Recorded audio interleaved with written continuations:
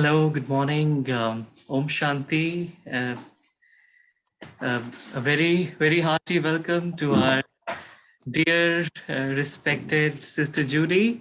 So let us all wave to welcome our dear Sister Judi. Welcome, Sister. Welcome, Judi. Welcome, Sister Judi. Welcome, Welcome. Sister Judy. Shanti, welcome Om Sister Shanti. Judi. Welcome. Om Shanti.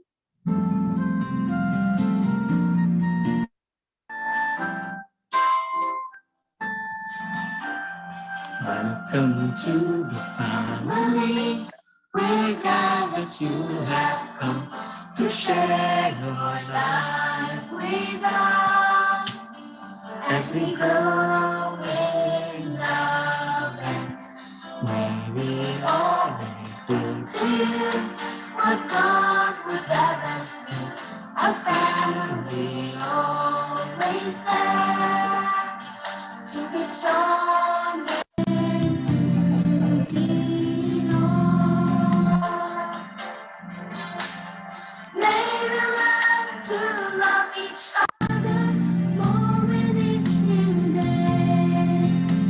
May words of love be on our lips in everything we say. May the Spirit melt our hearts and teach us how to pray, that we might be a true family. Welcome to the family. We're glad that you have come to share your life with us as we grow in love, and may we always be to what God would have us be. A family always there to be strong and to lean on.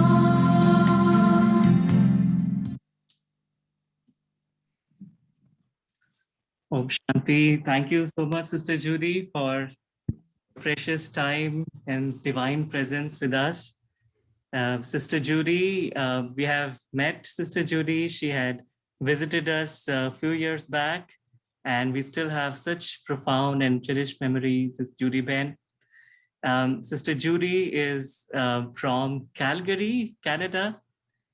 She formally began her spiritual journey in 1992 when she discovered Brahma Kumaris Center in Calgary, her hometown. From childhood, she had been interested in the bigger questions of life and how the answers might contribute to a kinder world. Through the study of Raja Yoga, spiritual practice, she feels she has not only found the answers she sought, but reawakened a capacity we all have for deep contentment, peace, and inner stability. In addition to currently serving as the center coordinator of the Brahma Kumaris Center in Calgary, she works as a graphic designer and a fitness instructor. Although it may seem that the intensity and activity of fitness and the stillness and silence of contemplation are incompatible, she has found that the opposite is true, that they actually enhance each other and create a sense of well being when integrated. So, Sister Judi is going to take us and share with us the experience of integrating silence and activity together, of how to really live a karma yogi life. I've known Sister Judi for, I don't know, almost more than like 12, 13 years now, and they work closely with Sister Judi, and I've always felt Sister Judi like, that angel that we all hear the word angel. I really feel that from her, from her demeanor, from her vibration. It's just very silent, very subtle, at the same time, very mature and, very humorous as well, very light, very easy. It's very, very approachable. And Judi Ben is so humble. Like all the graphics that we have in the Brahma Kumaris, like 90% of it is designed by Sister Judi. And she's so busy, while managing the center and, pertaining to requests of, from various, from, all parts of the world. So that's really amazing. Judi Ben's last name is Rich. So she is very, very rich in the spiritual treasures of God. And today she's going to share her spiritual treasures with us. And Judi, actually, in Hindi, a rhyming word of Judi is Jadu. Jadu means magic. And so she is really a spiritual magician who has, come to us today from the very sacred city of Calgary. Calgary is famous for her, the spiritual, it has beautiful mountains and all. And I think Judi also means like a very high and elevated mountain in Arabic. And so she's going to take us to those high levels and mountains of peace and happiness. So thank you so much, Sister Judi. We really appreciate your time today with us, and we look forward to hearing from you. Thank you. Om Shanti. I was happy to just listen to Saurabh share.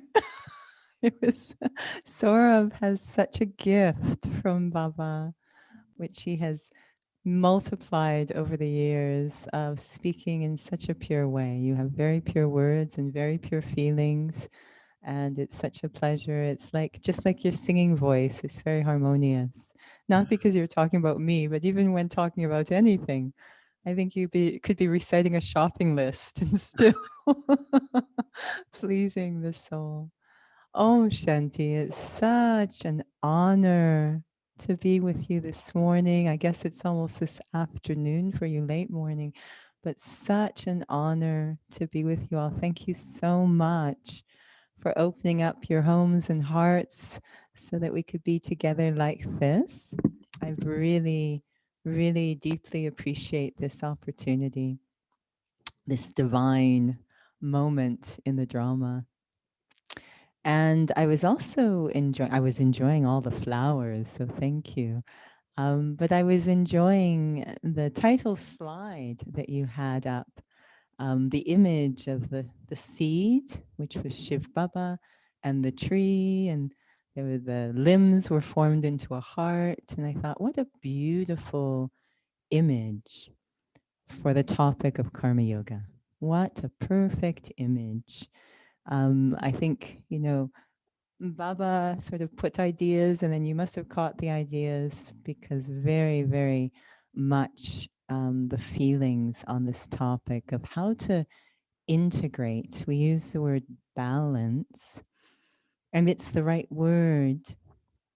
But often when we see balance, we think one thing or another thing. So one or the other, but not both. Whereas when Baba talks about balance, he'll say the balance of loving and detached. So we know he means not even that they are together, but that neither of them is really accurate unless they are together. So I'm not really detached if there isn't love as well. And I'm not really loving if there isn't detachment. So we don't even need to talk about balance, really, that's just the true form of those states. And I find that particularly fascinating with silence and activity. How these two states have become so separate over time in the second half of the cycle. In the first half, they were, of course, integrated. But in the second half, they got further and further. They divorced each other. they actually applied for a divorce, and they got so far apart. There is no marriage between them. So that now we hear souls saying, I have too much to do. I don't have time for spirituality. Or, oh, I love so much this experience I had in seated yoga. I don't want to move because it will go. So they've gotten so separated. But I remember even before coming to Baba, it was very interesting in this birth.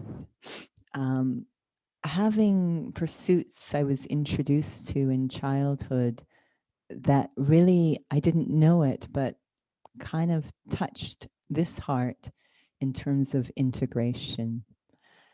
So I ran track and field a lot, did a lot of athletics. I think my Lokik parents just wanted to keep us busy so that we, so they, stayed out of trouble and they were free. But we were registered in a lot of activities. And I noticed almost instinctively, or there was a pull to want stillness interwoven into the activity. So I remember distinctly running track and field. I was a sprinter. And whenever there was the moment coming up where I would be starting a race, I'd be at the starting block. And usually the way we're trained at the starting block is to be keep your muscles warm, keep shaking. So you'll notice if you watch runners at the beginning of a race, they're constantly jumping up and down and shaking limbs to keep the muscles warm. This is what science tells us to do, that if you don't do this, then you're going to pull something when you begin to sprint very quickly. But there was some feeling inside that was pulling me in the opposite direction.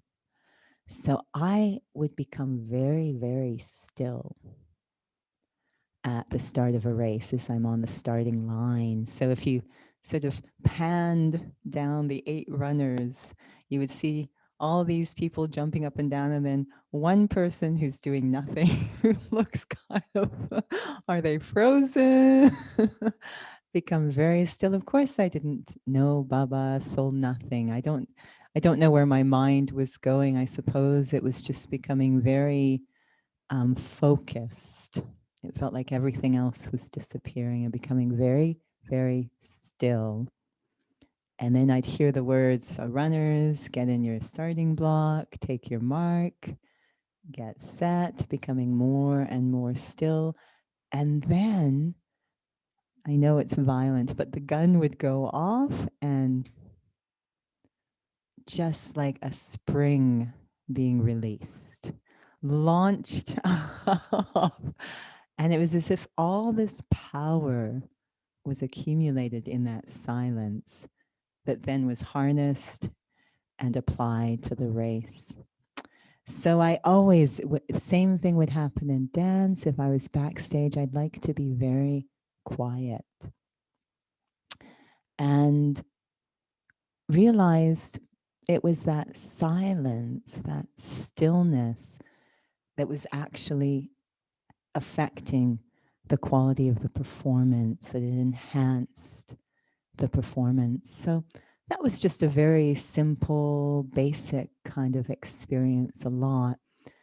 But then we were enrolled in ballet. And ballet dancing has been described as a very pure form of movement. And I don't know if that's the case, but I know why souls are drawn to say that, because there is so much focus on alignment, on the very subtle state, in this case, of the instrument is the body. Very, very attentive. Dancers are so attentive to the subtle aspects. So they develop this sanskar of being sensitive to the subtle. In this case, it's the physical, but it is a sanskar of not looking too much at the surface, knowing the surface depends on the subtle. So this is why I like this image so much, because we have this seed, we have the roots, what we call the underground activity, and how much that underground activity affects the above ground activity, the alignment of the trunk, and then the activity of what we call the limbs. And the physical body also has limbs. So very, very similar concept. What's going on in the subtle is so connected to what's going on in the overt. You cannot separate them. They go together. The silent and the activity goes together. And as Brahmins, that becomes increasingly obvious to us. So in movement, physical movement, what rules is alignment. And the partner, the counterpart to that in spirituality or the non-physical is awareness. Awareness is alignment for the soul. And it's very interesting, this term karma yoga, because I am in studios. I myself am not a hatha yoga teacher. I'm not trained. It's hundreds and hundreds of hours. And Baba has this training for Raj Yoga. So why would I train for hatha yoga? But I am surrounded by hatha yogi instructors and the classes are offered. And I remember the first time, I'm so naive because I just trust whatever Baba says. So when I hear Baba's terms being used in other ways, I'm always a bit confused. How do they know? So I remember the first time I was at a fitness studio and they said, we're offering a karma yoga class. I was like, a karma yoga class? Wow. I didn't know that other people knew about karma yoga. And then I learned what they meant by karma yoga. And what it means, the way they use the term, is any class which is a service to the community. That is, they're offering the class at no charge. Souls can donate, and those donations will be given to a charity. That is how they use the term karma yoga. And I found it fascinating, really fascinating, because that is the same end result of our karma yoga. Our karma yoga is the subject of service. Absolutely.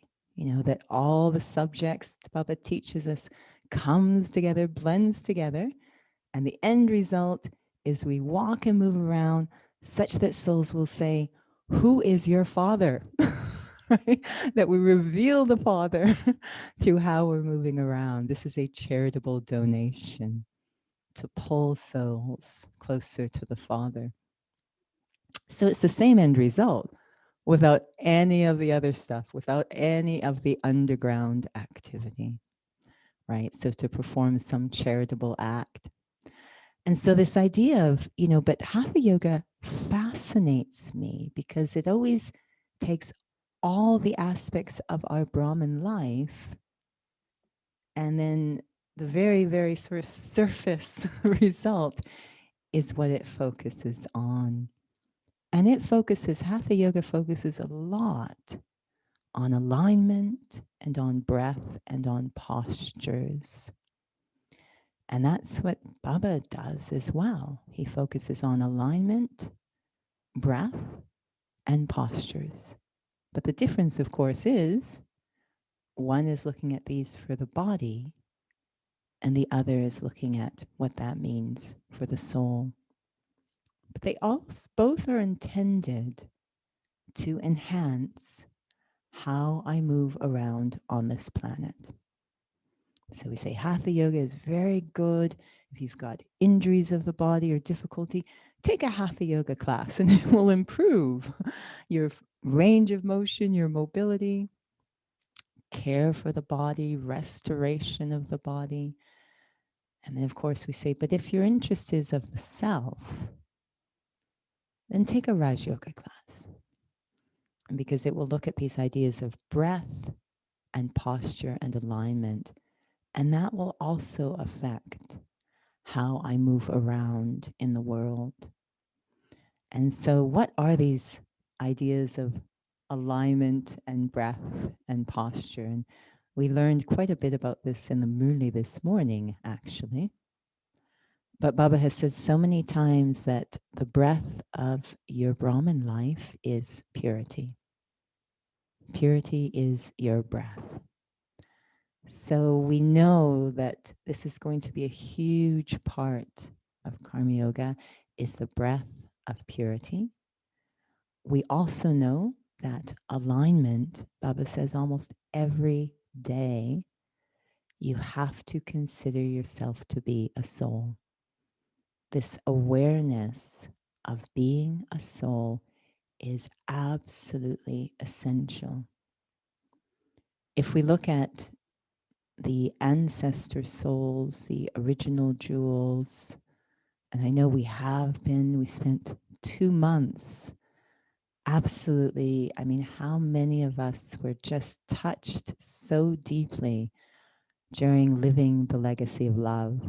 You know, there was that final, I still remember the final video where there's the 4 daddies and Bap Dada, very sweet, intimate meeting together. Nothing, if someone else saw that image, they say, why are those 4 old ladies sitting around another old lady? Like that's all they would see. But what did we experience? It was like, oh my goodness, such greatness and humility in such an incredible image. It was absolutely powerful. So we know from the sharing of the original jewels that the knowledge came slowly, very slowly, in little bite-sized amounts. And they spent so much time on alignment of the soul or awareness, so much time on soul consciousness. That was such great fortune. So now there is so much knowledge available online, in different resources, so much knowledge. You could listen to knowledge all day long now if you want to, and still be quite passive in your own practice. Now, when it comes to physical fitness, this is fairly obvious because in physical fitness, you know, someone's on the screen and they're doing their particular, physical regime, and you could follow along and you'd be fairly aware, I am now following along, I'm doing it. Or you could be sitting on the couch and watching. It would be fairly obvious to you whether you're being active or passive. But when it comes to spirituality, it's very subtle. I'm listening, I'm doing I'm repeating things back, but am I actually active? Am I actually practicing? So these original jewels had deep, deep, Brahma Baba was brilliant, brilliant and creative at developing drills, practices, so that they could be very clearly active. It was very concrete. I am now practicing soul consciousness, not just thinking about the idea of it and knowing it's good, but I'm actually kinesthetically feeling the definition of Om Shanti, that there's me, the soul, and then this body's wrapped around me and I'm connecting to my true religion or nature. I'm feeling peaceful. Like very, very simple, but very concrete, the actual exercise. And in physical fitness, if time isn't spent on the foundation, which is alignment, it will undermine every other movement that they do. So I won't do this to you because it's way too early in the day to ask this. But if I, for example, said, everybody do a push-up, get out of your chair and prepare to do a push-up. If you know what that is, go ahead. And there's a very interesting thing that we notice is that souls will immediately start to do the thing they've asked, the push-up, but they haven't really followed the direction, although in their mind they think they have. So Baba will say, children, be very sweet. Be very sweet. And then off we go through the day and we are very sweet in how we talk and interact. But Baba says, you didn't follow my direction. We're like, well, no, you said I have to be very sweet. He said, I did. But remember, I always say everything, do everything in soul consciousness. I mean, just because I don't say it out loud, I assume that you understand that you must follow Srimad in everything you do. You must do it. It's from being soul conscious that the sweetness comes. So there was one year where we had a challenge where the clock was set for 60 seconds. And souls were asked how many push-ups they could do in 60 seconds. So now what we have within the soul is a bit of a conflict. The moment you say 60 seconds, you've introduced how many push-ups in 60 seconds. You've introduced this concept of quantity, right? So ego loves this, by the way. Body consciousness is, I can get my teeth into that quantity. I'm going to do as many as I possibly can. But then there's the other side that says, yes, but what will be the quality of those push-ups? Will they be accurate? So now there's a battle inside between quality and quantity. And it's amazing what we witnessed because no offense, Saurabh, it's different in Baba's world. The brothers are very precious in Baba's world. They're all better mothers than the mothers. So you are accepted from what I'm about to say. But in general, what we saw in this instance in the fitness studio is the brothers were asked to go first. And the clock was set, and the timer said, go. And what we saw, I don't even know if I can describe them as push-ups. I'm not sure what they were, but they moved very quickly to get as many of whatever they were doing done as possible.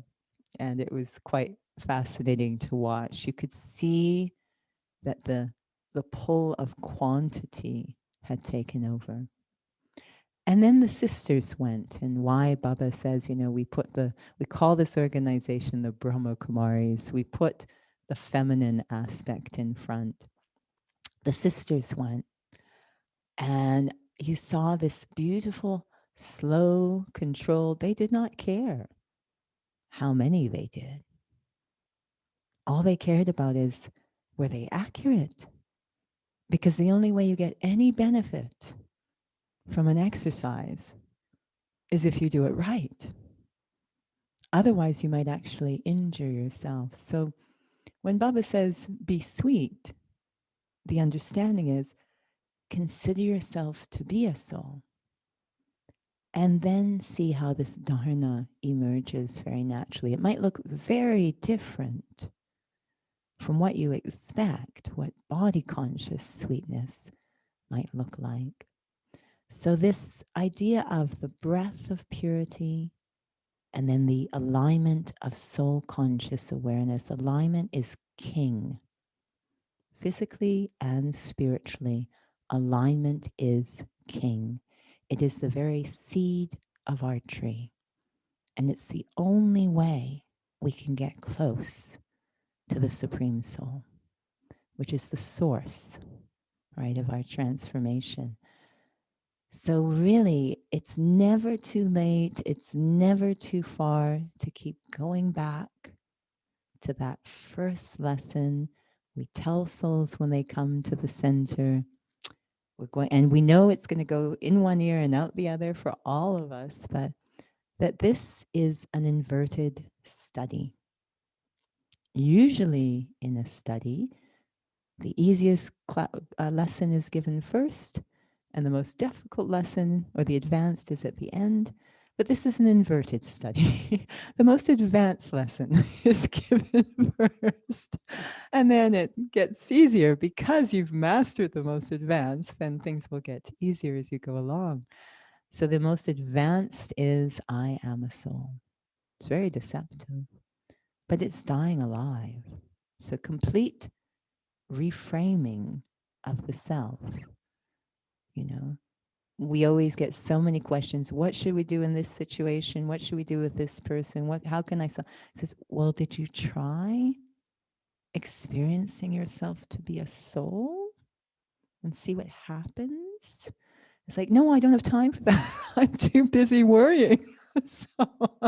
So this first lesson can never get too much attention. It's not possible. And I know that in these Avyakti Parivar sessions, there was one we had one on drops of awareness, but many months before, there was one session and it looked at soul consciousness. And I remember Mohini Didi saying, yep, even after all these decades, still so much attention to soul consciousness. And every time Baba says in the Murli, consider yourself to be a soul and remember me. I love it. This is like, it's like soothing balm whenever he says this. I love to hear him say that. I never tire. I never feel, oh, he said it so many times. We've got it. I will let you know that in a fitness class, when you're giving an exercise instruction for an exercise, and you'll say, okay, everybody, raise your arms here and start to move them around. And people start to do things and you keep repeating the instruction. No, no, raise your hands here and you keep repeating. And there's only one reason that a fitness instructor would keep repeating themselves. And that's because they don't see the exercise that they have requested happening. And so Baba he says, I repeat myself for the new ones, but I always go, I don't think so, Baba. I think you're repeating yourself for all of us. You know, the teacher, Baba's a wonderful personal trainer, and he just keeps saying so patiently, all right, let's try this again. Consider yourself to be a soul and remember me. So it's this alignment is everything. It is the seed of the tree. And of course, the last bit in the Hatha Yoga class is the postures. So Baba will say, you are a soul. Experience that. Feel there's me, the body. I am imperishable. The body is perishable. Just get that much of an experience. And it can't just be a thought.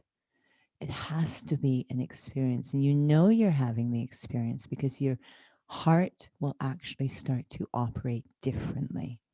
You will feel differently about things. That's when you know, okay, I'm really in that state.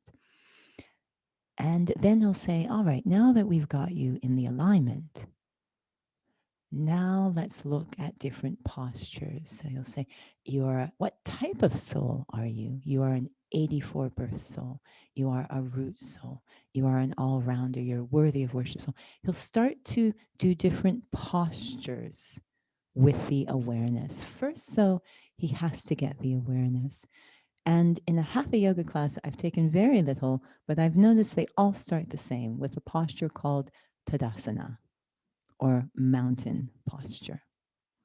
Very similar to what Baba says. He says, let me put you in the most pure, elevated consciousness. You are a soul, a child of the Supreme Soul. And there is a big difference when it comes to alignment, a big difference between thinking something in the mind, which we've done for multiple births. As Baba says, you've been pleasing your mind, and actually experiencing it through the intellect. It's the difference of day and night, but it's tricky because I will feel something in both instances. Every thought we have creates a feeling. So I can think myself into all sorts of feeling states, all sorts of emotions. So then I think, something's happening. I've done it. I'm feeling things. And I'll say, well, not quite. And so then he says, I need you to actually accept this in the intellect. And then he'll say, I know you have accepted in the intellect when you have very different feelings around one particular word. And that word is mine,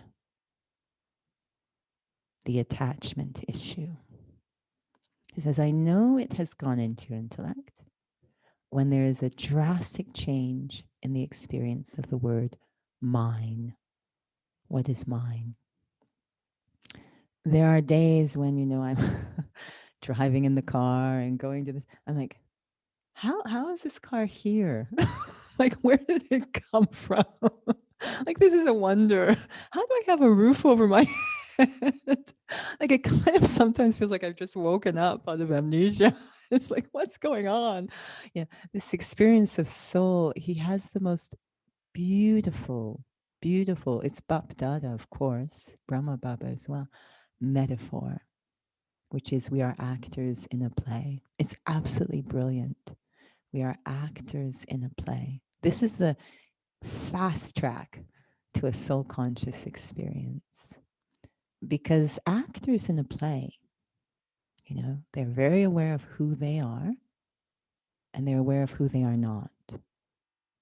They go, I am an actor and I am now putting on a costume, and there's a story connected to the costume that has nothing to do with me, really.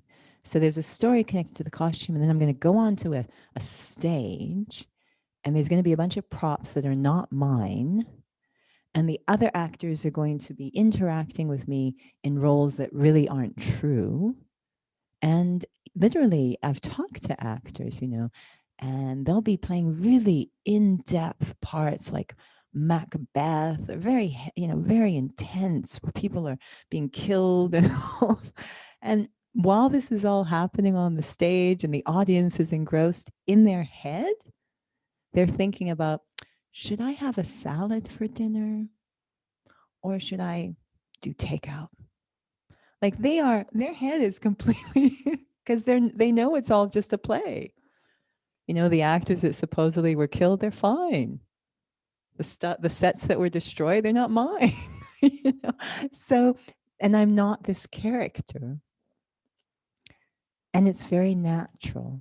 They don't have to keep reminding themselves, okay, I'm not Macbeth, I'm not Macbeth. They just know, they have no psychotic break. They know I'm Jim playing the part of Macbeth. It's all very natural and real to them. So Baba says, you souls are actors. It's brilliant. Whatever, he gives us so many, you're the driver of the vehicle, so many. And we tell people these things in the Course, but do I practice it really deeply myself? And then it gets better, these points of self-respect.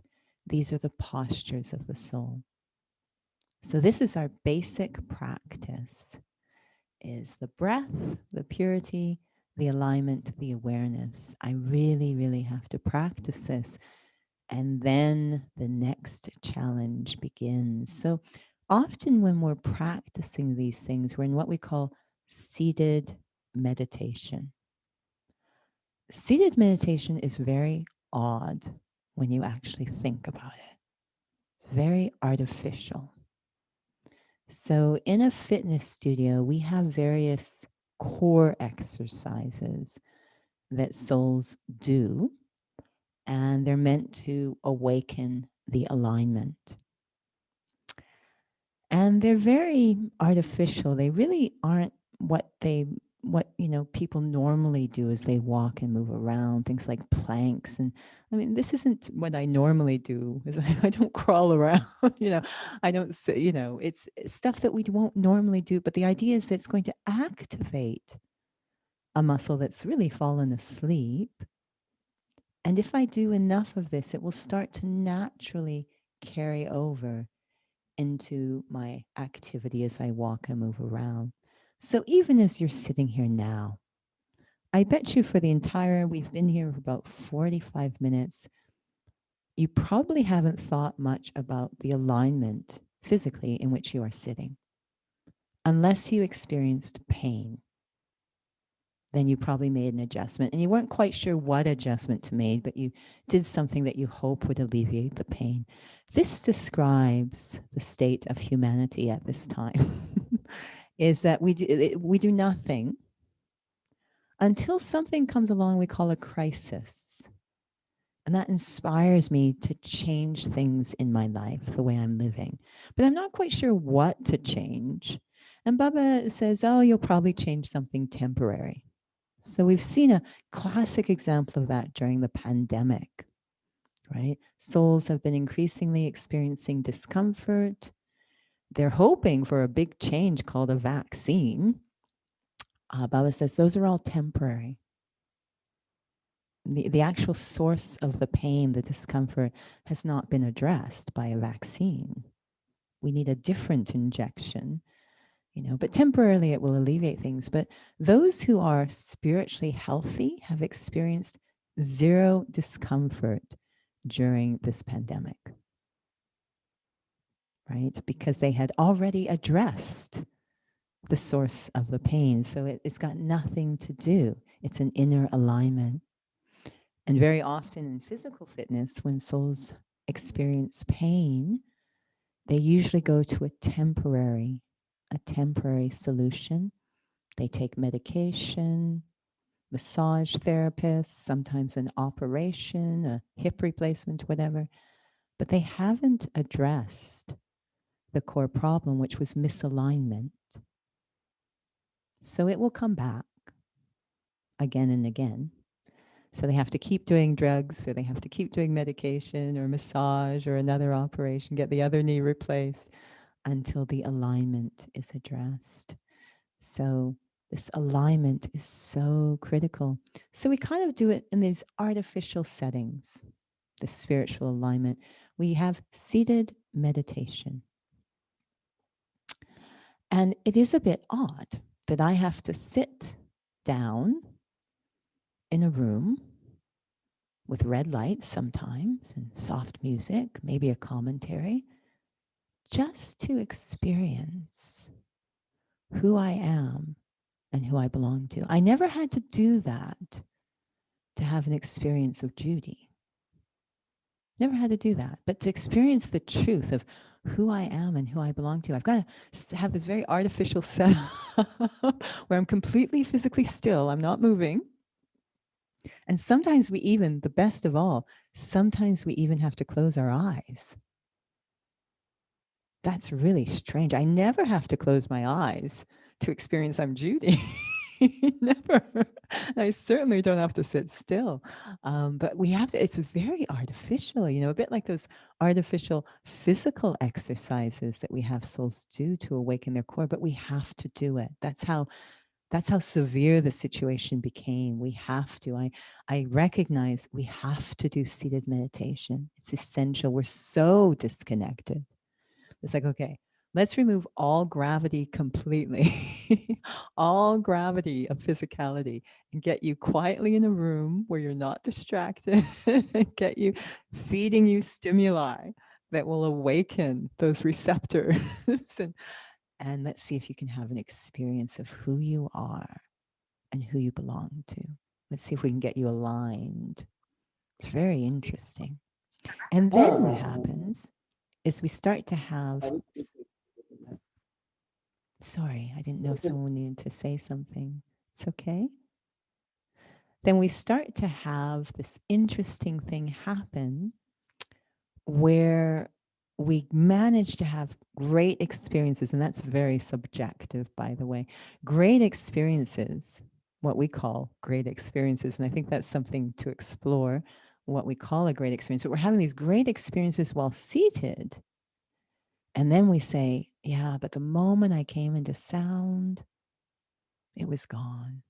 Even we'll say, I was having such a beautiful, blissful experience. And then so-and-so said something and I reacted. So we're not able to carry the alignment and postures and breath from that seated moment, that very artificial moment, into where it's needed, walking and moving around. Now, recently there was a class called The Legacy of Brahma Baba. It was from Janti Didi. I don't know if you remember it. And it looked at 5 points. She tried to, there were many, but she tried to look at just 5 points. I think they were faith, love, renunciation, tapasya, and service.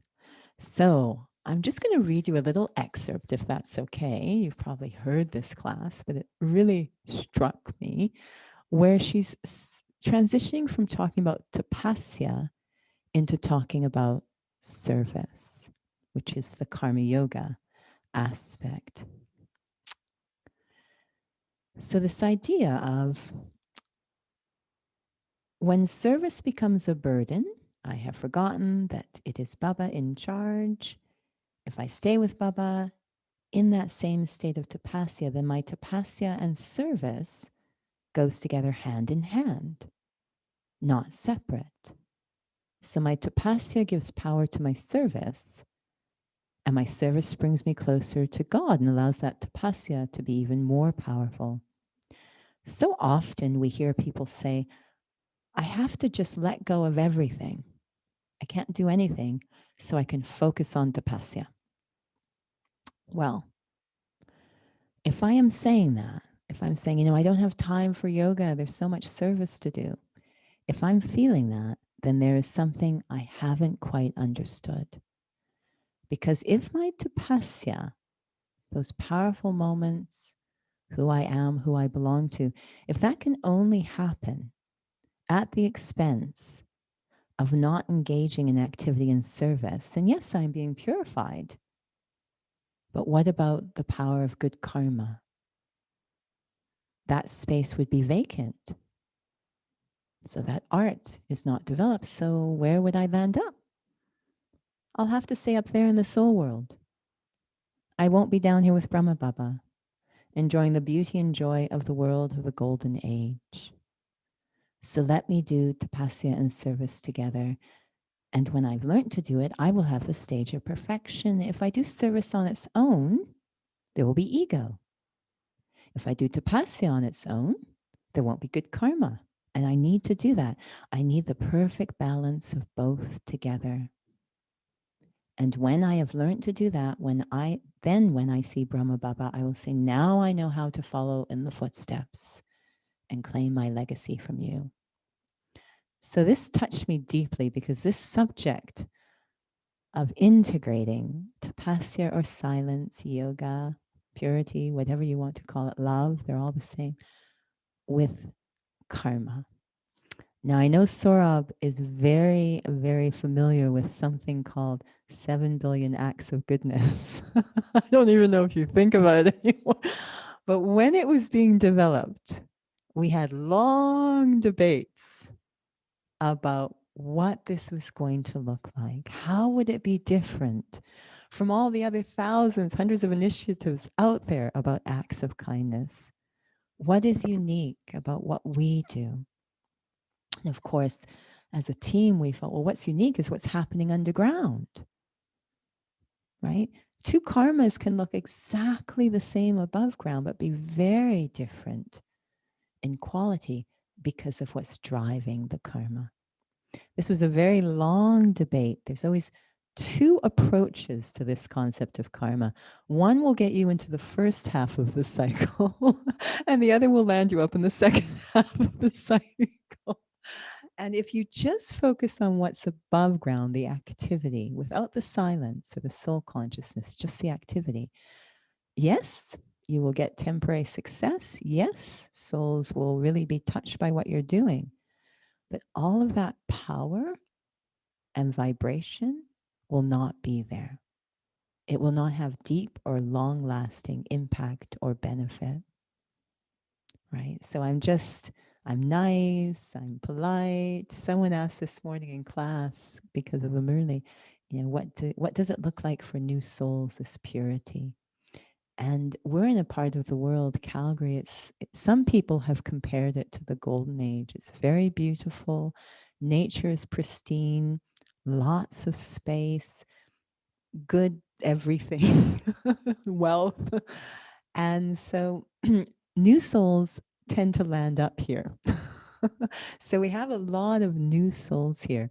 And I always feel very ancient, not just in age, but just kind of ancient around them. They're very young, they're brilliant, they advance very quickly in the corporate world. And so as a fitness instructor, I often go into these settings and have them in classes. And I've noticed the same thing over and over. They are so polite. New souls are extremely polite. Good actions come to them naturally. They've just arrived. But it's not according to the method given by God, as Baba described this morning. So it's temporary and it will go. They will go through those stages of Sato, Rajo, Tamo, but they're always very polite. And they have purity, they just arrived, but it's quickly leaving. They don't know the method to sustain those actions, so they'll start to change. But when they're young, they're so polite, and it's such an amazing thing.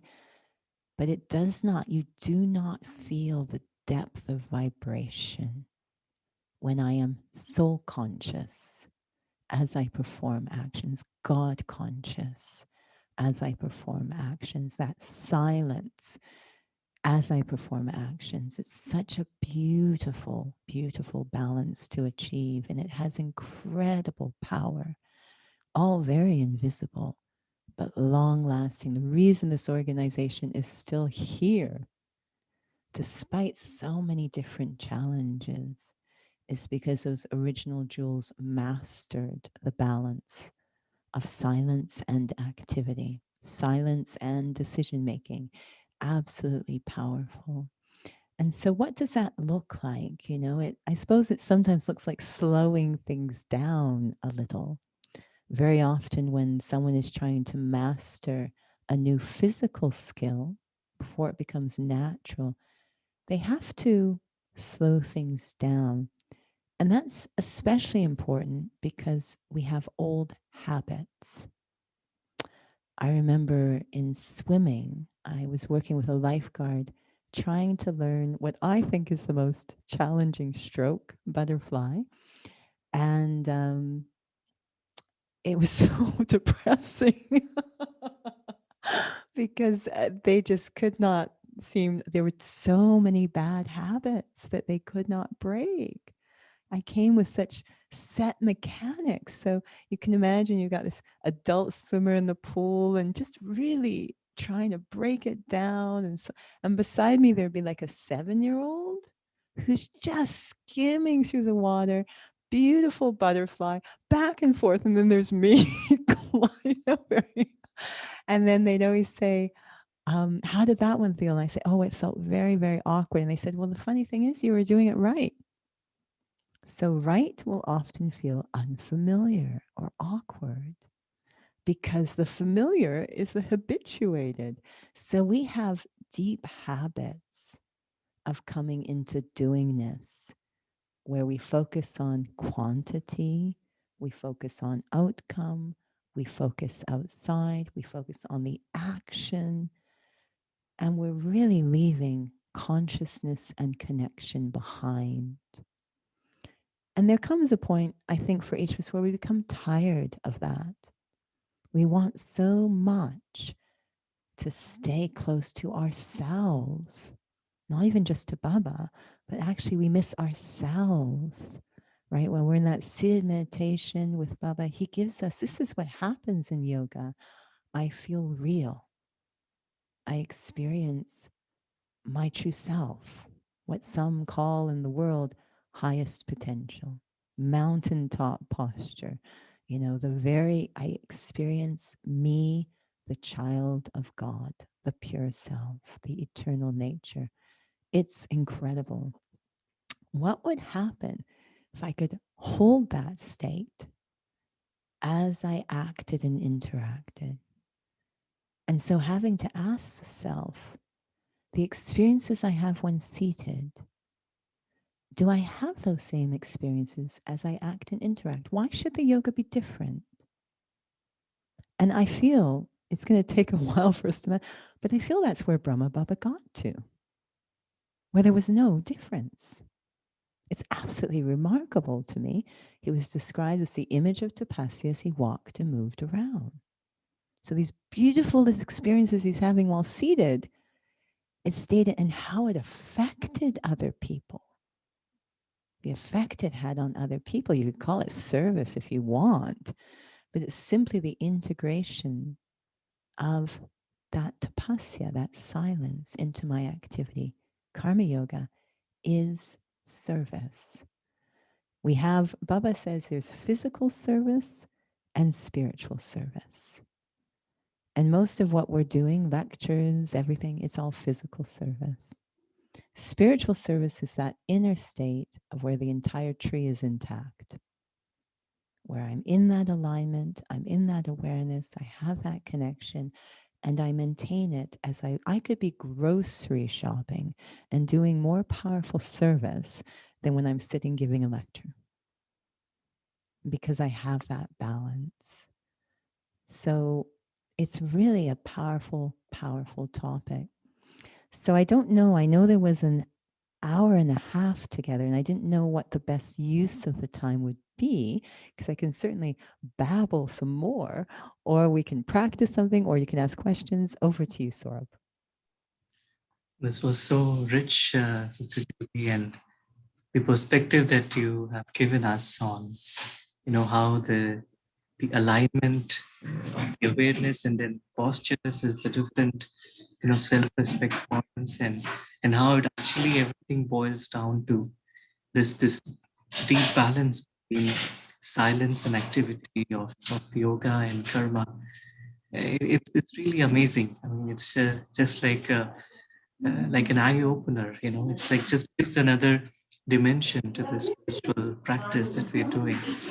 And so I really deeply touched, and maybe Sister Judi, if it's okay, we could open up for some discussion, Yeah, and later you absolutely. could lead us into some practice. That would be really nice. Absolutely. If anyone has questions or anything they want to share on the topic, it would be lovely to hear from you. Yeah, please feel free. If there are any thoughts, please feel free to share.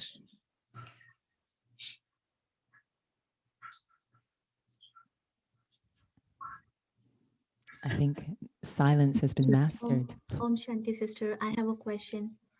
So can you please give an example, like as you mentioned about grocery? So while you are doing grocery, how you integrate silence and activity, like a practical example? Yeah. Thank I you. mentioned groceries because it's one of my favorites. I think one thing that's always important in any aspect of our Brahmin life, because as souls, as children of God, you have all of these capabilities. You have them. So half the time, all we need, as they say, like 90% of the effort is just having an interest in exploring it, like finding it's really important. So this integration has always felt really important to me. So at least the first step is I'm really interested in focusing on this. That will go a long way in helping it to happen. I'm really interested. So when I go into the grocery store, and it's really interesting now, I don't know if it's the case now, it's even easier now during the pandemic, because all you get is drishti. But when I go in, there's always a soul there at the little baskets that you will use, because they have to clean them all the time. So it's very easy to establish the alignment, because I immediately think, there's a soul here, and drishti, before I've even walked in drishti. So I'm already coming. So the point is, I have to establish the alignment before. It's a little more challenging after or during. So I go in there with the intention. Intention feeds attention. And so I have the intention. And in physical fitness, I had training in something called fusion fitness. And the lesson that's drilled into our head is, before you add movement, set your intent, your foundation. Set your foundation before you add movement. And so even as I'm driving to the store and parking, already going, like, we need to have a practice of that rhythm of silence and sound, silence and sound. So already coming into that silence, as I walk in, there is the intention and the attention. And quite frankly, I think grocery shopping is easy for us because the feeling always is, I'm buying Baba's groceries. We're not thinking, oh, yum, yum, yum. Quite frankly, if it was just me, I would leave empty-handed because nothing in that store really interests me.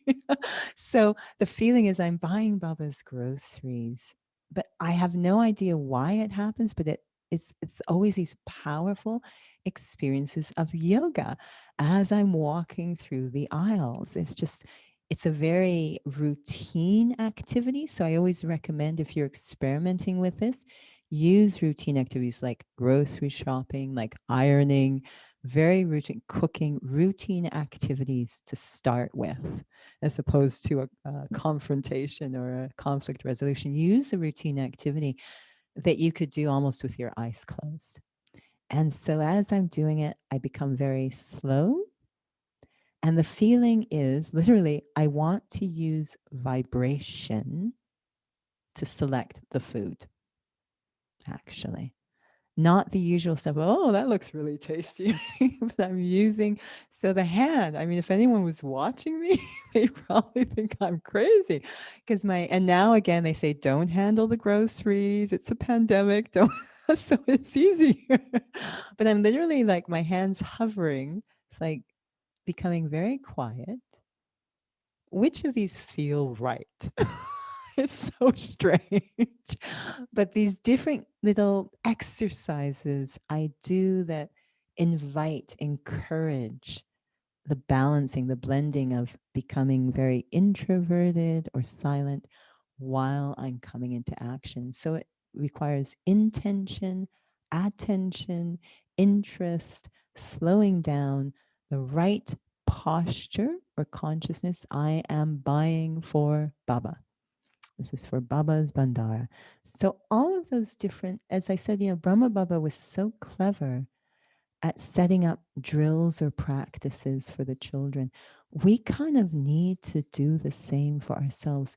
Reframe classic moments in a new way with a different intention. Again, outcomes tend to deceive us. So when I'm going into the fitness studio, I have to take 3 flights of, it has no elevator.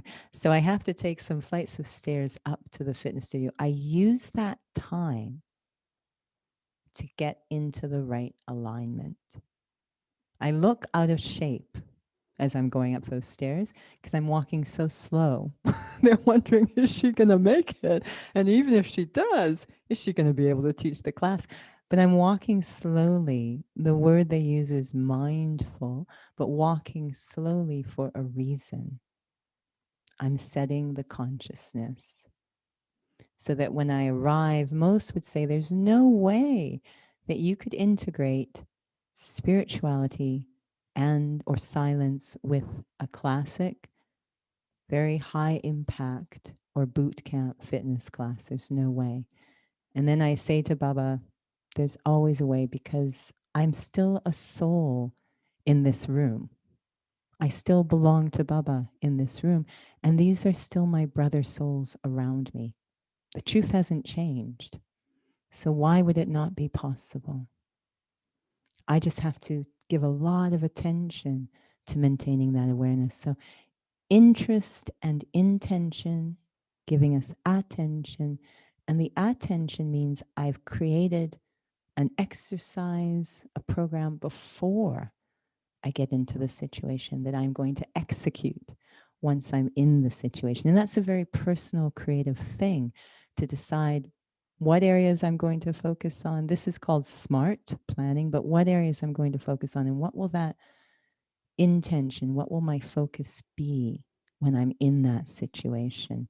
Someone, the other day, we had a scenario where we were looking at teamwork, and someone was describing the difficulty that they were having with one member of the team. So we looked at the exercise of renaming the different people that we interact with. Baba says every soul has a speciality.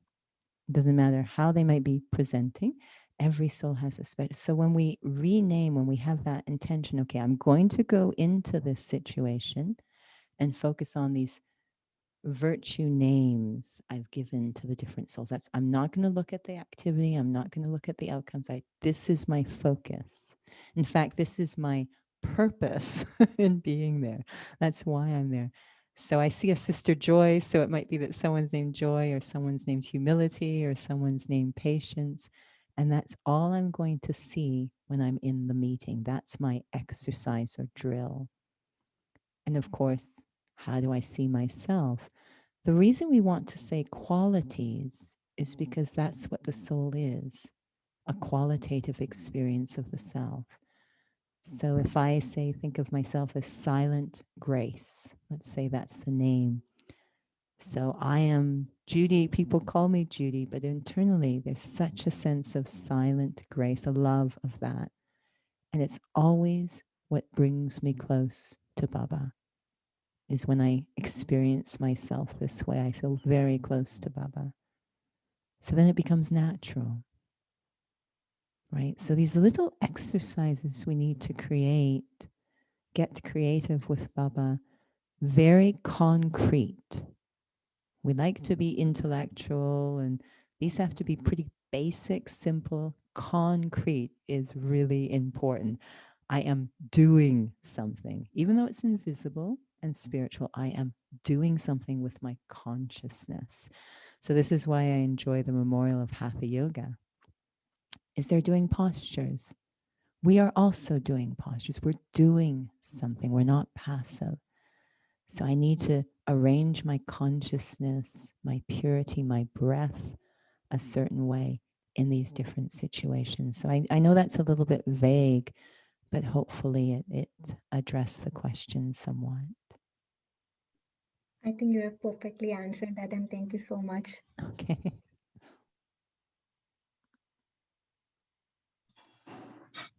Was so profound. Yeah, thank you. Yes, Kiran Ben would like to share some thoughts. Om Shanti, Judi, and so calming, and so it's just like you can just not just do Hatha Yoga or Karma Yoga, you can put the people who have insomnia, you can put them to sleep. I don't But know if that's good. no, really so calming. I mean, I couldn't even move. I'm very hyper, and I'm just trying to think like, how can I make myself calm? The way you said when you are doing grocery shopping or whatever you have, like going on the steps. I cannot think of going slow. I will jump. So it's like I have to work on that very much. And I love the way you said synchronizing and like rhythm, like butterfly. I was just imagining like, unless you have the synchronizing, you cannot get the rhythm, because once you have the rhythm, then you can go. And I just love the way you explain every aspect, like tapasya and seva go hand in hand. Yes, true. So true. It's not just one you can focus on. And just love the way you teach. I just want to be in your class and see how you do that, how you, I wish I could do that. Maybe once you come, you can give us that class too, not just a spiritual class, but exercise class also. Thank you so much. Thank you. Om Shanti. Om Shanti. You brought up a really good point, actually, Kiran, in your sharing that, which I think Baba does, where it's very true. When I was learning butterfly, one day they would practice the kick stroke, another day they'd focus on the rhythm of the breath, another day the arm stroke. And normally you don't have to do that, but they'd have to break it down because there's a relearning. And Baba often will do the same. He says, you have 4 subjects: knowledge, yoga, dharana, seva. He says, technically, they don't go apart. So you have Vishnu, a single being, 4 arms, 4 ornaments. They actually go together. And that's a well-integrated being. But we're going to just break it down a little bit. He says, I know there is the possibility that this could go sideways, that you might start to develop imbalances and, excel in knowledge and forget about dharma, or excel in yoga, forget about. He says, I know that there is that possibility, but we're going to have to just make sure that you understand each one, because you came to me with wrong understanding about them all. So he says, let's break it down. But he says, then he'll give a Murli or have a ceasing. He says, are you equally balanced in all four? Are you equal? Because they kind of go together. So it's very true, Kiran, that, Baba will kind of clarify each one, but he never intended for them to be split apart. So otherwise we get out of balance. Yeah. Yeah, and then alignment, yes. I like that. Yeah, unless we have alignment, we cannot recover. Thank you. Om Shanti. Om Shanti. Om Shanti, sister. Wonderful session. I just love listening to you.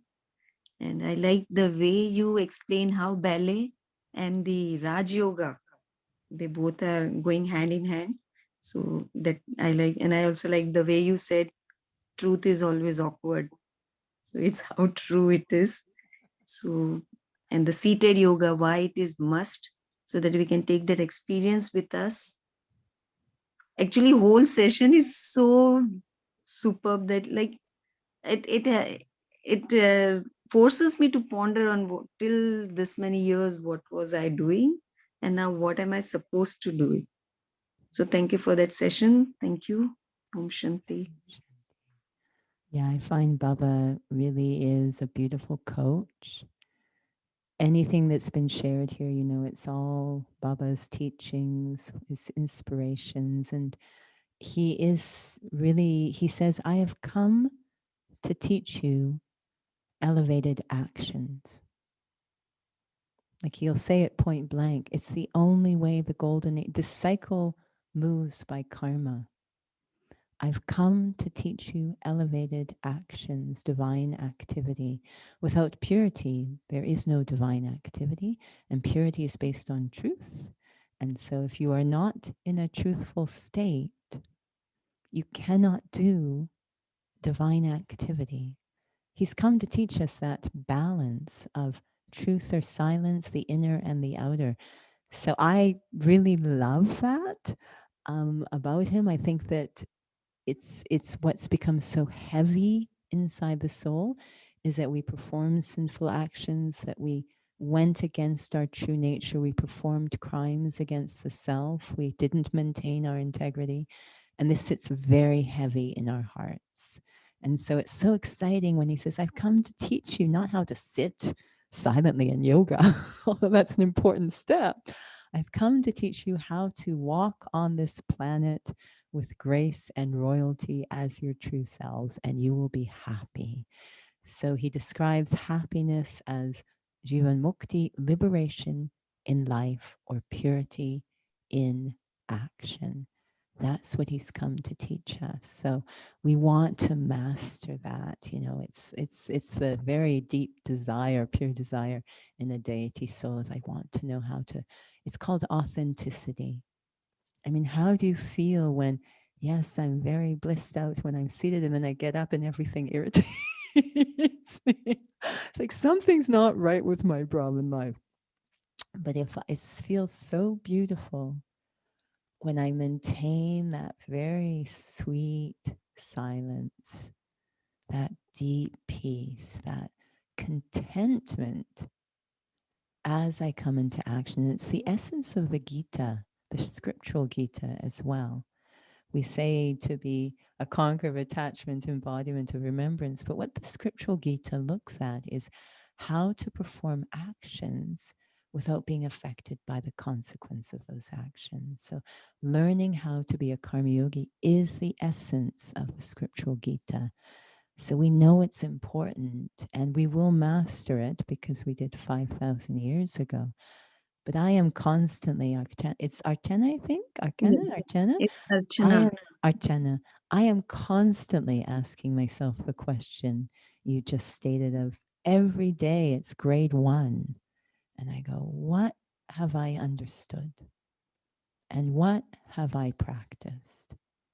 And it's not a question of self-doubt or losing confidence. It's because Baba has so much trust and belief in ourselves that I constantly want to be very honest in how I study, as honest as I can be.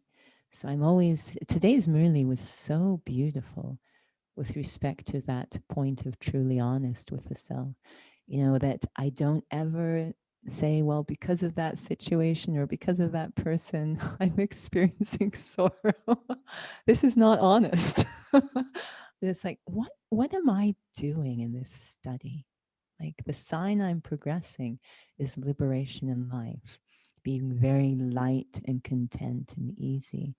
So, and there's too much of our time. We can only sit for so many hours.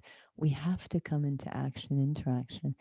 And if I can't maintain that stage, then I will be sort of accumulating and leaking every day. I accumulate while seated, and then it all leaks out during the day. So, and then in the evening, I'm desperately trying to just come to zero, you know? But I never really move forward. I don't accumulate. So it's very important, as you shared, to really every day assess, what have I understood? What am I doing? What is the program here? What do I need to focus on? How can I take care of myself spiritually? Use what Baba. These are all important questions every day. Fully awake. I would like to know one more thing. Like, I'm very fast in doing things. Even though I try to do it slowly, I'm not able to do it. So, how to go about for that? There's a very beautiful story. I think it was Paramhamsa or whatever, the famous yogi, the life of a yogi. And he talked about one day he had to go catch a train and they arrived at the station a little late. So he had to run to catch the train. And someone observing it said, I thought you were a yogi. Why were you running to catch the train? A yogi does everything slow and peaceful. Why were you running to catch the train? He said, first off, I would have been an idiot not to run because I never would have caught the train. But although I might have been physically moving quickly to catch the train, internally, my peace was intact. So in fitness classes, I have to sometimes move really fast, really quickly. You know, you're running, you're jumping. But I always wonder internally what is going on. That's what's interesting, is internally. And this is a whole nother topic, but the efficiencies that come from the internal state, again, from the inside out. But in a ballerina, in a ballet dancer, they learn something called slow controlled movement. And they can be moving very, very quickly externally, but because they have such power inside, it always looks graceful. Even when they're moving really quickly, it always looks because of the power. So this question of the external and the internal, the quantity and the quality, the movement and the power, or the inner stage, this, I think, is when things start to get interesting and I have to watch myself. When I am moving quickly inside, it will definitely come up outside. But when I'm moving quickly or rushed inside, it's almost a 100% guaranteed feedback that the vices are driving me. Ego, attachment, desire, they're driving me. When I am moving really, I might be moving quickly outside, but very slow and controlled inside. It's what's going on inside that's interesting. Now, I had a situation recently, and I want to reassure everyone before I go further that I physically am 100% fine. It was just drama. But a couple of weeks ago, I was hit. I was driving and hit by a car, a truck, a little pickup truck. It was very interesting because it was very cold here. It was minus 30. And the roads get very covered with something called black ice. You can't see it. They look dry. Mm. And so I was in a lane here. The other car was 3 lanes over. And this is a no-fault situation. But the little pickup truck lost control and came skidding across. And it was rush hour. But luckily, there's no rush because of the pandemic. So it came skidding across and turned and just ran into the front of my car. Even though we landed up in the same direction, it just literally turned and slammed into the front of the car. And I'll never forget, I was actually in a really blissful state. So as the car came sliding over, everything felt slow motion. It was so strange because I know it wasn't in reality, but it felt. There was so much time to internally arrange myself. I remember vaguely the thought, it was very detached, the thought, this could hurt. Like, but there was no fear. There was nothing. It was all so slow and graceful. And I remember when impact actually happened, and my first thing was drishti on the driver, because he was now facing me, was drishti on the driver. And I was so concerned about that driver. I could see the look on their face. And I remember I came out of the car and it was minus 30 and I was smiling and I said, "Are you okay?" That was the first feeling. Are you okay? It was all about the other drivers involved. But it was so interesting. Again, if we're in that stage, lots of things could be happening quickly on the surface, but somehow internally everything gets slowed down. And the sense, our divine intellect, our intellect has a chance to work sensibly, properly, even though things are happening quickly. So there is the outer speed and then the inner speed. And sometimes we could externally slow down to trigger an inner slowing down. That's how we can sometimes help ourselves. But don't be deceived that if I'm slowing down externally, it necessarily means we can be seated completely still and still racing in our head. So we know there's an inner and outer speed, but maybe if I slow things down outside, it might trigger more attention inside. And then I can get things more still inside, even though things are happening quickly outside. So it's an interesting thing to observe in the self. Thank you, Sister. Om Shanti. Om Shanti.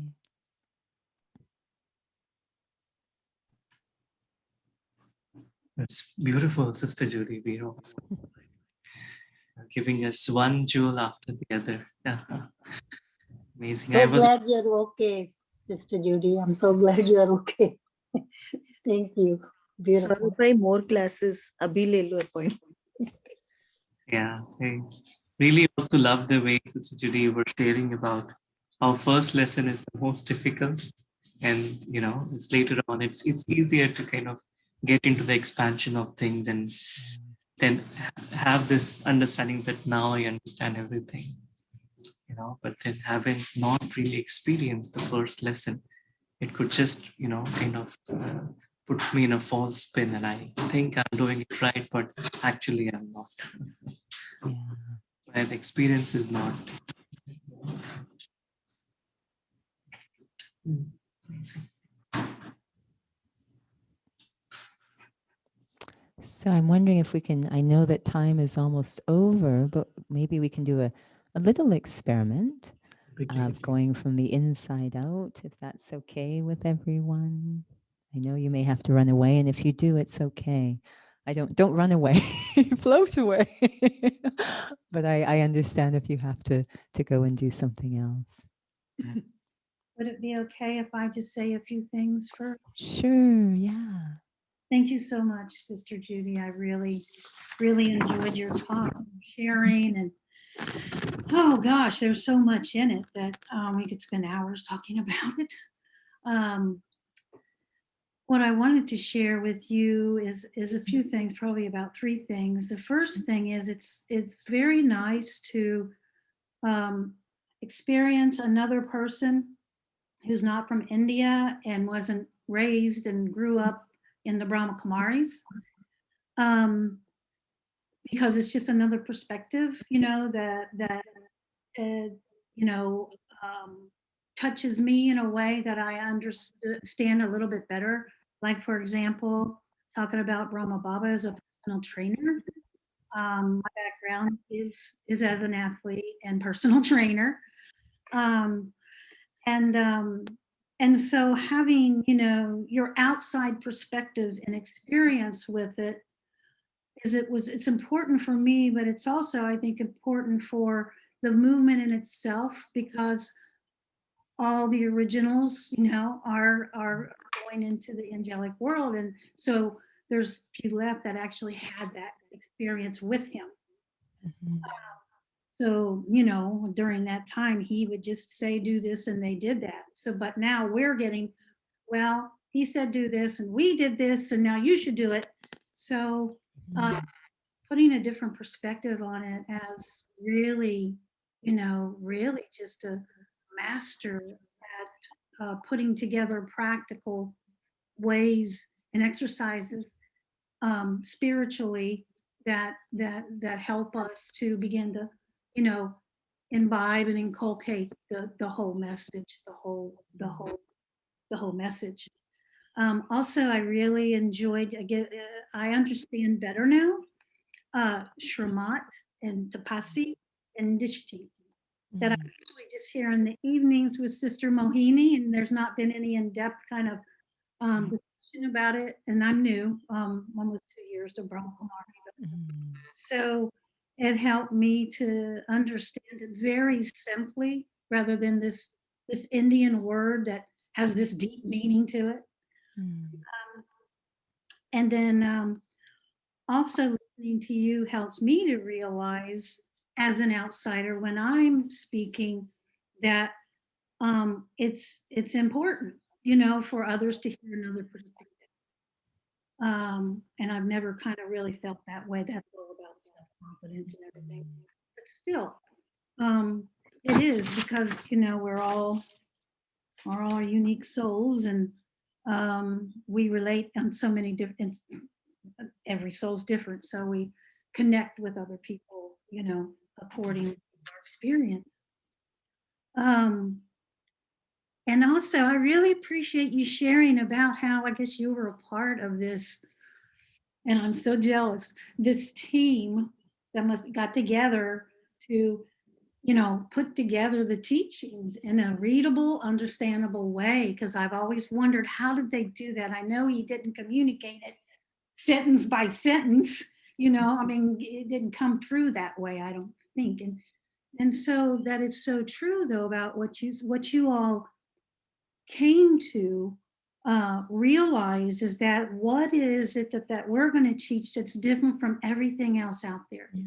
Because I've been in those everything else is out there, which is what had brought me to the Brahma Kumaris. I had a spiritual experience that then I was like, my whole life is about experiencing, just experience. It's all about the experience, but experiencing life in a perpetual transformative way. And then God always brings me the people and the information that I need to understand what happened to me. And so I had, after this spiritual experience that I had, nobody could explain it. Where I was and I've been in a spiritual community for years, they couldn't explain it. And so then that's how I came upon Brahma Kumaris. And because, and then here I am, and just evolving as a soul, and just learning now. You also help me on a personal level now, that this Sister Joy, sister just kind of happened from, from Brother Sarah. But the joy part originally happened because I had lost my son, and then I had an experience, the spiritual experience, and I had a communication with him, and then he was validated, and I was just ecstatic, joyful, right? Joyful, and see the movement, because I'm always been active because I've been an athlete. Mhm. But what is happening now is it's I guess the inner part of joy that comes from this depth of silence and peacefulness that you talked about. Because I've kind of been like trying to understand, well, I've always been joyful. I've always uplifted people, but in this happiness, this outside personal trainer, the whole kind of motivating people in some way. But I don't feel comfortable doing that anymore. So how can I be joyful? So you just really helped me to understand that in this real deep, silent, peaceful way. So thank you so much. Thank you so much for sharing and just being the beautiful soul that you are. Wow, Joy, you just delivered a lot of incredible things in your sharing. Thank you. And you reminded me something, and I loved the journey you took us through actually in your sharing. It was very beautiful. And this idea of joy, because I know we talk a lot about the love of God, experiencing God's love. We've had love for God for many, many births, but to experience God's love for us. And each soul has their own unique, personal, intimate umbilical cord with the Supreme Soul. And so you have to be very, careful with that and respect it. And I know for me, when I think about silence, it feels like love to me. It may not, I say silence to someone else, they say, I don't feel love, I feel silent. It's like, but I can't explain it. And I almost felt as you were sharing about that inner joy, I almost started to feel that might be your own precious, unique connection to God is through that. That's love. That's might be the language of love for you, between you and God, is that very subtle, beautiful, quiet joy, might make you feel very close. I don't know. You will discover, or you have discovered and will continue to. But I say for every soul, respect your personal means, that umbilical cord. We say love, but each of us has a different expression of that with God, and to respect that. But beautiful sharing. I feel some Toli sisters have arrived, so we'll have to make this quick. So very quickly, just to see if we can have a quick experience of this. Thank you so much, Joy. That was stunning. Sitting comfortably, and I always feel sitting in a. Oh, sorry. Go ahead. No, thank you, Sister Joy. Sister Joy really brings joy to our family. So we are so fortunate to have her, and we have two lovely Matajis here, Sushila Mataji and Leela Mataji. They would like to share with you.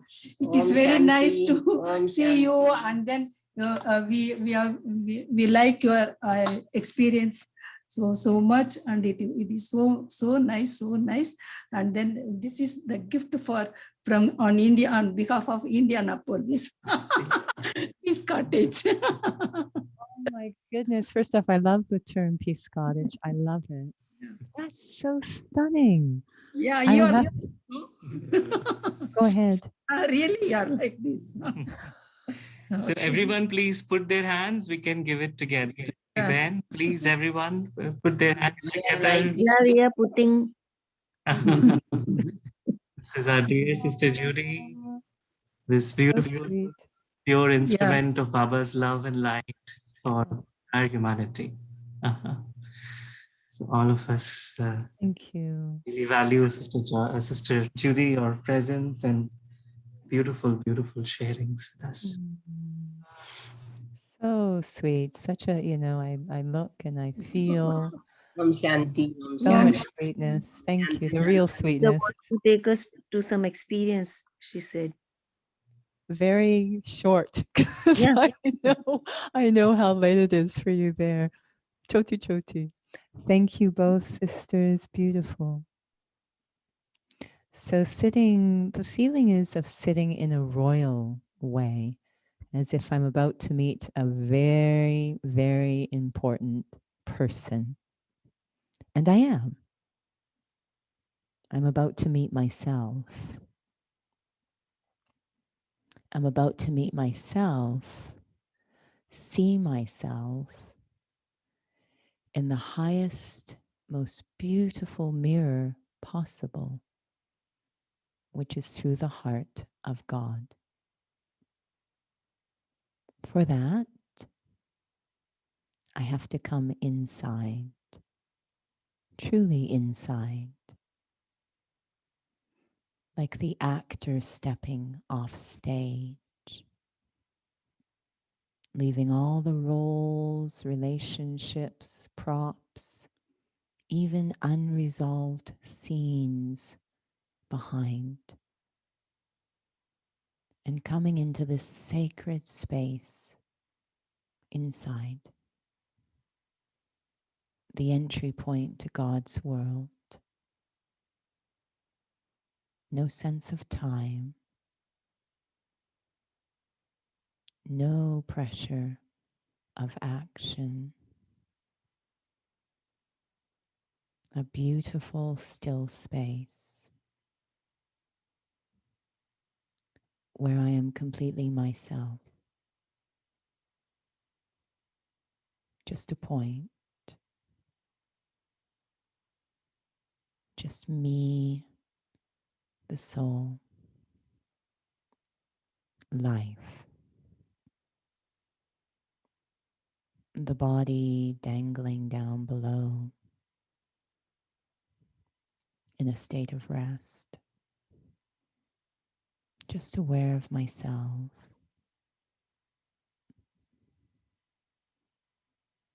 and able to hear, to feel God's heart.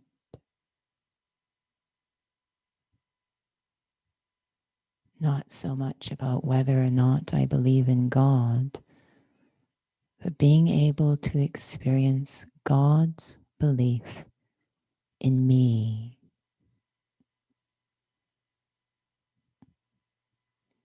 This deep, deep regard the Supreme Soul has for me. Only Baba knows me completely. My whole story and my full potential. He sees the qualities of me in my pure state, the depth and beauty of the self.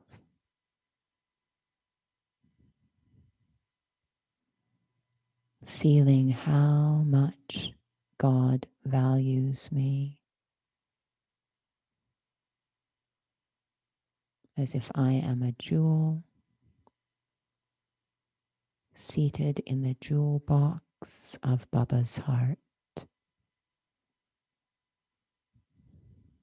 I breathe in those feelings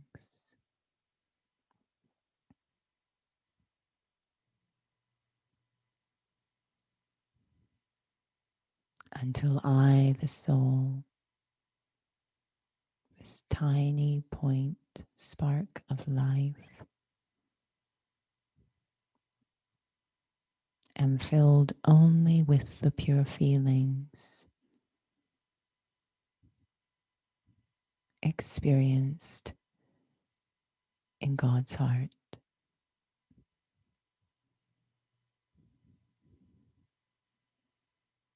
And I begin to envision, as I'm in this beautiful state, how will I think? How will I speak? How will I walk?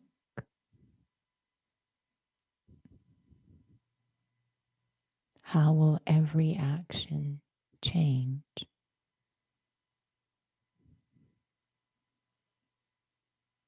If I moved around whilst in this state,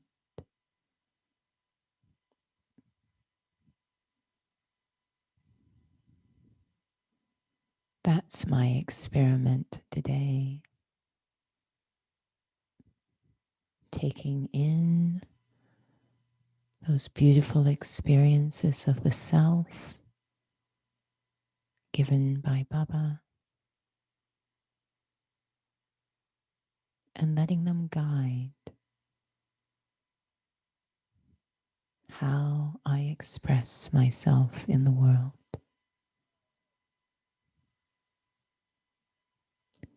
Om Shanti.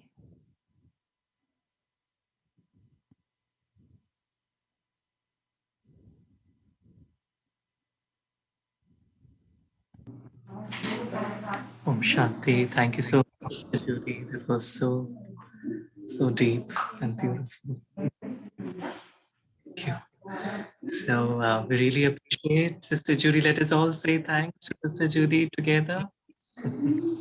Thank you, sister. Thank you, Thank Sister you. Judy. Thank Thank you. you very much. Thank Beautiful you. meditation. Yeah. Thank you, sister. Thank you. Very deep. Thank you, sister. Thank you so much for inviting me, letting me spend this time with you. I've really enjoyed. It's so lovely. It's such It a big always feels like one family. Sorry? such a big fortune for us to have you. Yes. Please come Yes. again.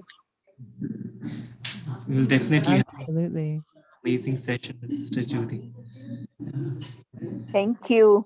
So much to still learn from her, from her experiences. We'll choose another theme and have another beautiful session with Sister Judy. Thank you so much.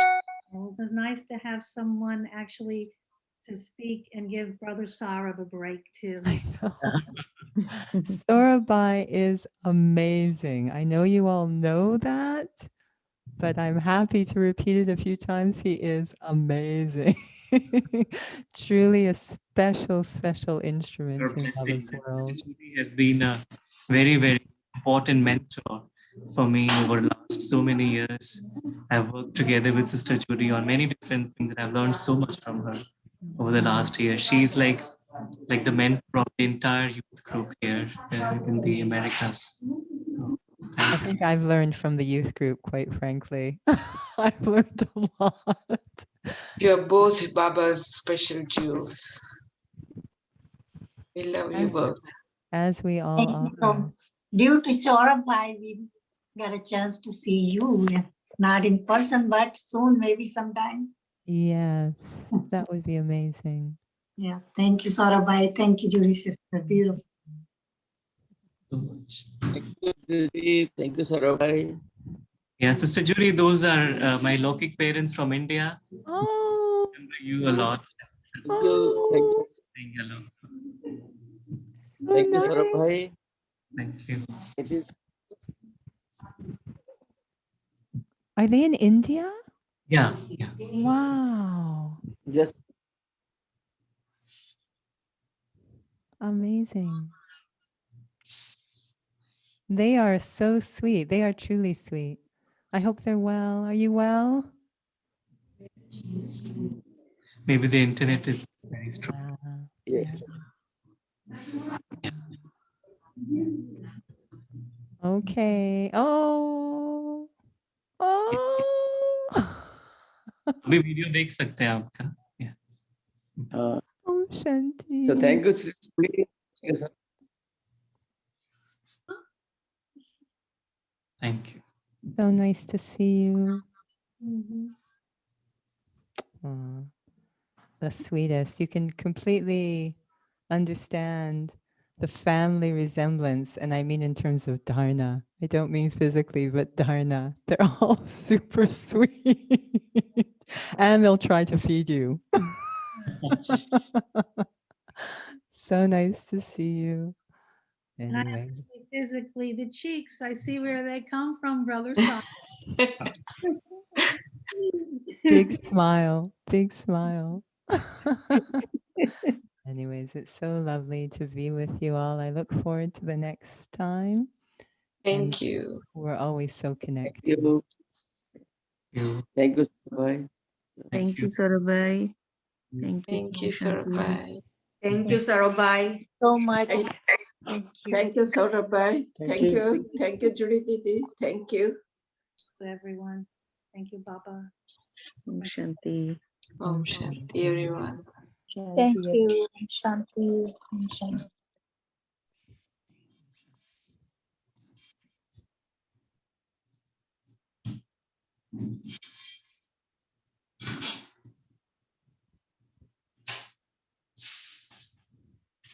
Thank you, Sister Judi. And please say hello to Sister Nora as well. I will. I will. Absolutely. Actually, I got the book. So thank you so much for the book on purity. So that was such a big gift. I was just opening the mail. I just encountered that beautiful gift, the book Purity. Thank you so much, Sister Judy. Yeah. So glad. Excellent. Excellent. Well, It was so appropriate, like, it gel with the gift so well. So, yeah. that's amazing. It just got there. Yeah. Oh, wow. Okay. Or maybe I was late in checking my mail. I'm not good at checking. We're not either. It's not, it's everything's slower now, including checking a mail. But thank you so much, Saurabai. It was such a pleasure to see you. If you have the excerpt, could you email us the excerpt that you read?